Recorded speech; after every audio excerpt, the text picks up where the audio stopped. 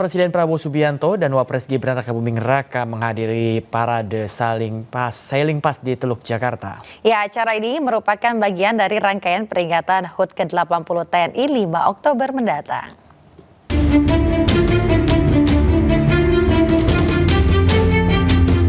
Dalam parade Sailing Pass, sejumlah atraksi menampilkan kekuatan pasukan khusus Angkatan Laut, mulai dari kapal perang, demonstrasi kekuatan udara hingga demonstrasi kemampuan prajurit. Di hadapan Presiden Republik Indonesia Prabowo Subianto dan Wakil Presiden Gibran Rakabuming Raka, prajurit TNI Angkatan Laut unjuk aksi menegangkan dengan terjun dari helikopter ke kapal perang yang sedang berlayar.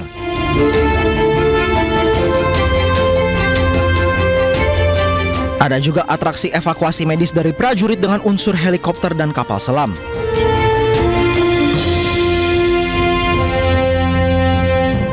Prajurit TNI AL juga menunjukkan kemampuan tempurnya dengan skenario penyelamatan dari pembajak kapal. Aksi tembak-menembak pun terjadi hingga terjun payung. Demo laut dan Sailing Pass di Teluk Jakarta ini menghadirkan 51 kapal perang, pesawat udara, dan juga helikopter. Parade ini merupakan bagian dari peringatan hari ulang tahun ke-80 Tentara Nasional Indonesia pada 5 Oktober mendatang.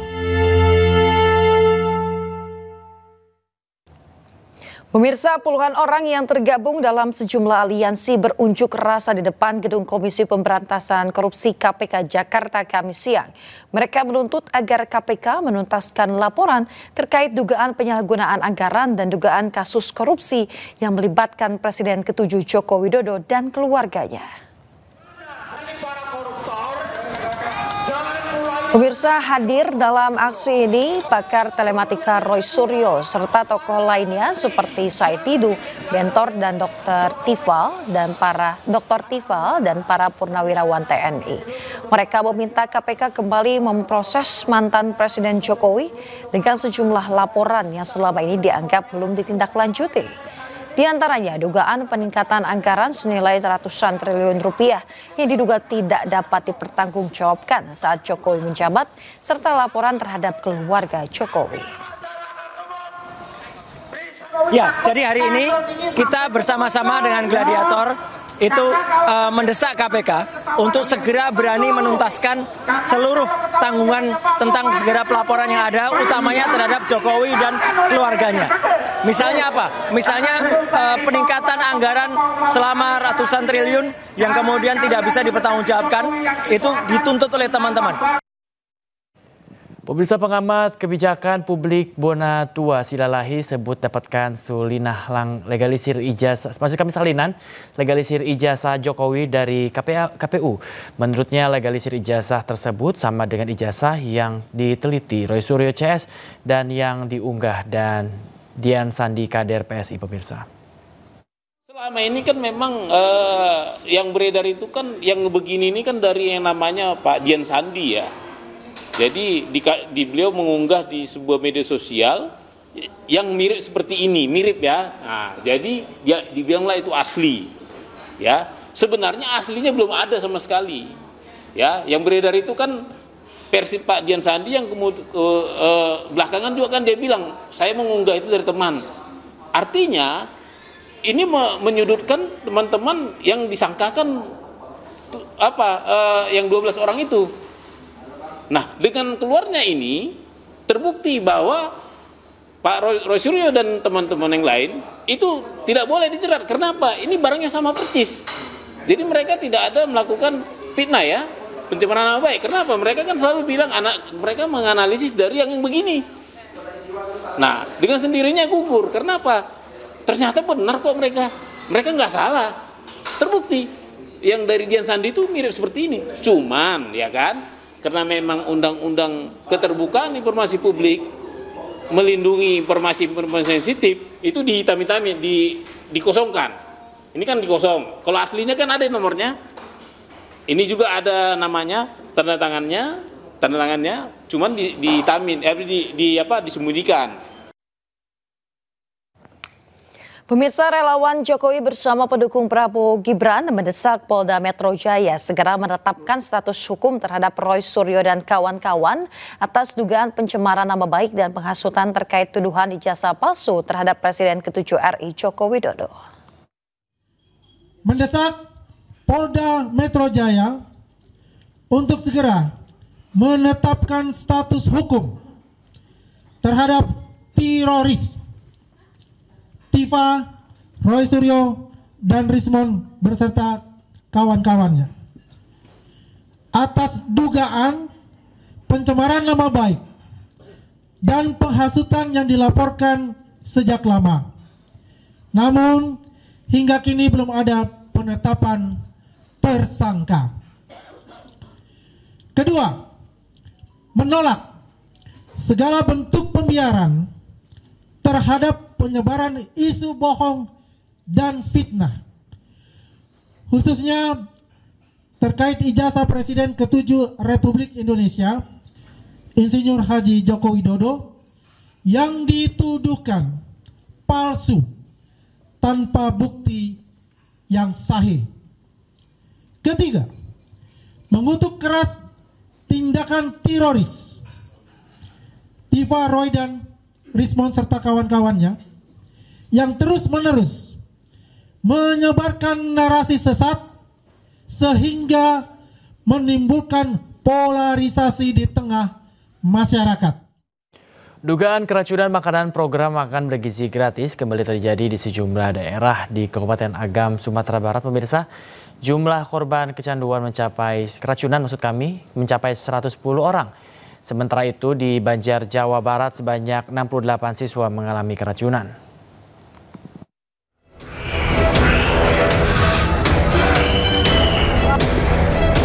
Jumlah korban dugaan keracunan program makan bergizi gratis atau MBG di Kabupaten Agam, Sumatera Barat terus bertambah menjadi 110 orang hingga Kamis siang.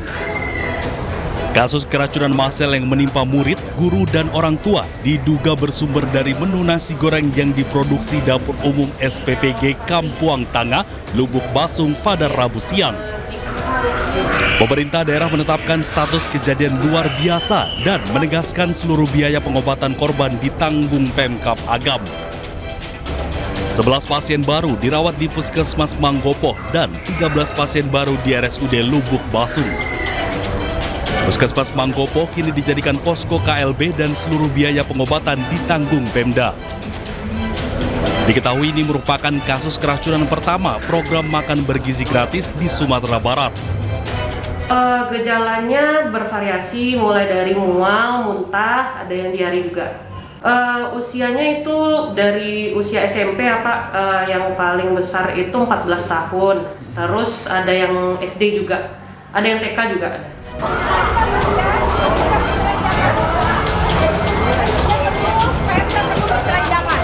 Sementara itu di Banjar, Jawa Barat, 68 siswa diduga mengalami keracunan usai menyantap menu yang dibagikan program MBG.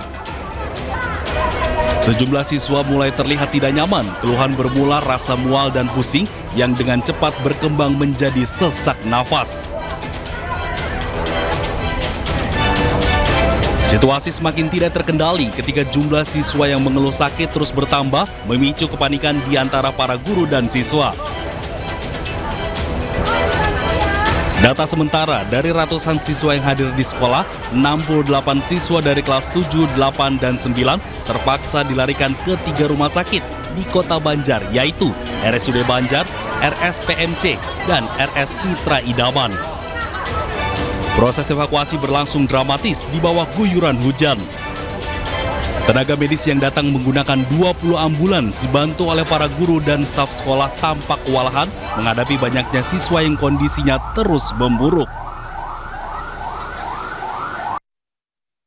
Pemirsa, pemerintah mengakui ada kekurangan dan banyak tantangan di lapangan dalam program makan bergizi gratis. Kendati demikian, pemerintah memastikan program MBG akan tetap berjalan di tengah desakan moratorium akibat adanya sejumlah kasus keracunan MBG.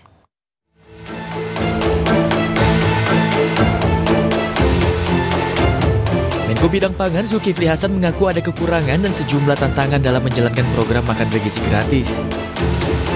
Kendati demikian, pihaknya mengaku telah bergerak cepat melakukan perbaikan agar manfaat dari program MBG tetap sampai ke masyarakat. Tentu saudara-saudara, karena di program yang Bapak Presiden selalu programnya itu mendasar, besar, dan tentu memberikan dampak yang luas, juga tantangannya tidak ringan, ya, karena besar. Selalu ruang lingkupnya pikiran-pikiran Pak Presiden itu besar. Apakah pangan, apakah koperasi, ya, itu besar. Oleh karena itu tentu ada tantangan dan kekurangan, tapi saudara-saudara, komitmen pemerintah jelas, respon cepat, instruksi Bapak Presiden tegas, perbaiki sistem, perkuat tata kelola MBG secara menyeluruh. Sementara itu, Kepala Badan Gizi Nasional Dadan Hindayana mengatakan pihaknya menghentikan sementara sejumlah satuan pelayanan pemenuhan gizi SPPG atau dapur MBG yang bermasalah. Pihaknya juga memastikan program MBG akan tetap berjalan di tengah desakan moratorium.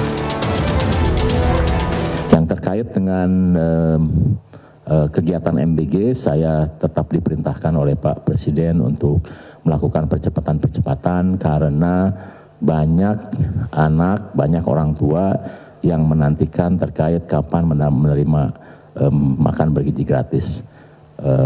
Di luar perintah itu saya tetap melaksanakan kecuali nanti Pak Presiden mengeluarkan perintah lain.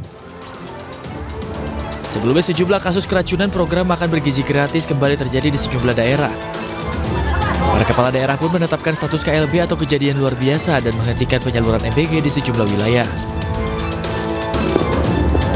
Dari Jakarta, Ismalia, Iriansyah Wahyudi, Adi Supriyatna, A-News melaporkan. Pemirsa, pemerintah pastikan seluruh biaya perawatan korban keracunan program makan bergizi gratis akan ditanggung negara. Mekanisme pembiayaan akan dilakukan di tingkat kabupaten dan kota.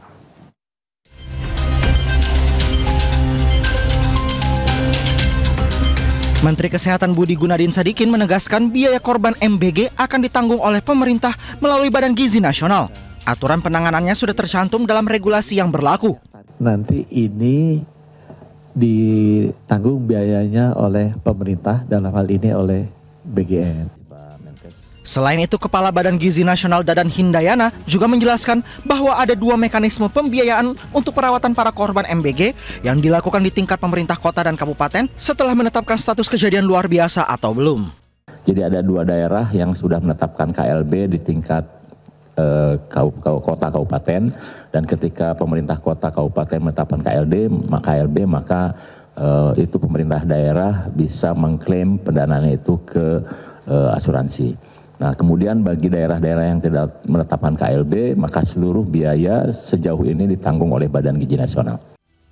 Sementara aturan untuk penanganan KLB dipastikan sudah sesuai dengan mekanisme yang jelas dan mirip dengan penetapan status bencana. Dari Jakarta, Ismalia, Iriansyah Wahyudi, Ade Supriyatna, A-News melaporkan. Pemirsa, Menteri Kesehatan Budi Gunadi Sadikin ungkap dapur MBG yang bersertifikat higienis sudah ada 100 dapur. Menkes targetkan semua dapur MBG tersertifikasi sebulan ke depan. Sertifikat layak haji dan sanitasi ini kan kemarin angkanya sekitar berapa 20-an ya. Jadi dalam waktu 2 hari 3 hari per kemarin tuh udah 96. Jadi naik dari 36 ke 96 dan per hari ini sudah di atas 100 angkanya. Jadi angka itu sekarang per hari kita review. Ya angkanya per hari kita review. Kalau ditanya targetnya kapan, saya dan Pak Dadan itu udah menargetkan paling lama 1 bulan. Ya sudah ada surat resminya, diharapkan semua SPPG-nya ini sudah bisa mendapatkan SLH. Pemirsa, Menko Polhukam periode 2019 hingga 2024 yaitu Mahfud MD mengungkapkan bahwa program makan bergizi gratis yang sudah berjalan saat ini tidak memiliki aturan dan dasar hukum yang jelas. Menurut Mahfud MD, hal itu membuat tata kelola program MBG menjadi tidak jelas. Tapi tata kelolanya kan minimal asas kepastian hukumnya tidak jelas, ya. Siapa yang melakukan apa, yang bertanggung jawab ini siapa, kepada siapa, kan gitu kan? Dari siapa kepada siapa, kita kan tidak tahu. Sekolah tidak tahu menahu juga. Oke, asas kepastian hukum itu di Undang-Undang Administrasi Pemerintahan kan, Pak? Asas umum pemerintahan yang baik. Ya, okay. Sudah ada undang-undang khusus. Di situ ada 2 asas yang penting sebenarnya. Asas kepastian hukum dan asas pelayanan. Banyak tuh, ada 8 asas di situ, tapi kita ambil 2 saja. Misalnya asas kepastian hukum. tidak tersedianya peraturan perundang-undangan yang bisa diakses. Kalau kita mau mengatakan, oh itu di kabupaten sana, atau di sekolah sana, atau di pengelola dapur nomor sekian, itu pengelolaan tidak benar. Terus apa ukuran ketidakbenaran? Kan harus ada tata kelolanya yang diatur misalnya dengan PP atau Perpres gitu. Itu kan harus begitu. Atau, sejauh ini tidak ada semua itu. Iya. Atau peraturan ketua Badan Gizi Nasional, BGN misalnya, atau apa gitu harus jelas sehingga ada ukuran-ukuran parameter yang memberi kepastian. Kepastian hukum itu pentingnya adalah agar orang bisa memprediksi. Kalau saya melakukan ini, kalau benar ini akibatnya. Kalau saya akan menerima akibat ini. Akibat perdatanya ini, akibat pidananya ini. Kan bisa. Kalau ada kepastian hukum. Nah ini kita tidak tahu sebenarnya tata kelolanya gimana. Yang keluhan-keluhan yang banyak itu ya tidak jelas di tangannya orang.